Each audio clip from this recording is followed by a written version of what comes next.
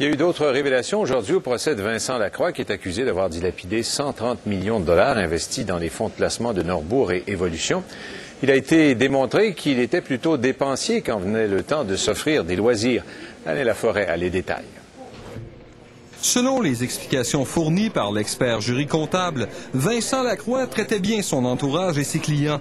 L'analyse de 3 cartes de crédit personnelles de l'ex-PDG de Norbourg révèle qu'il a dépensé, entre juin 2004 et avril 2005, 29 000 $ pour 14 soirées chez Paré. La seule soirée du 28 avril 2005 a coûté 5 000 $.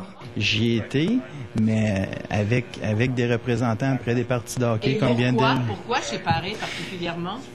Écoutez, c'est la demande. Écoutez, des clients, les clients ou les représentants et les groupes de personnes, on y allait après. Le même manège est aussi produit en Suisse, où l'on remarque des dépenses de 47 000 $ au Dancing Embassy de Fribourg pour 13 soirées entre 2003 et 2005.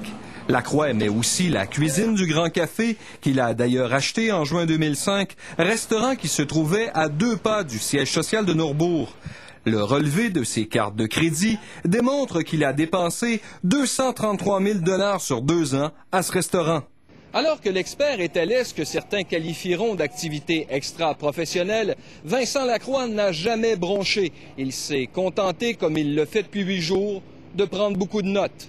Comme je vous dis, c'est des dépenses corporatives. Je vois pas le lien avec les chefs d'accusation. Maintenant, c'est un show médiatique. L'expert jury comptable a aussi fait la démonstration que Vincent Lacroix était généreux avec son personnel. 23 de ses employés auraient touché, en plus de leur rémunération, 3 millions en montant forfaitaire, des sommes qui provenaient d'un des comptes personnels de Lacroix. Plusieurs parmi eux, dont Éric Asselin et Michel Fragasso, avaient aussi des compagnies et facturaient pour des services qu'ils rendaient à Norbourg. Le procès se poursuit vendredi avec l'analyse des états financiers de la compagnie. Alain Laforêt, TVA.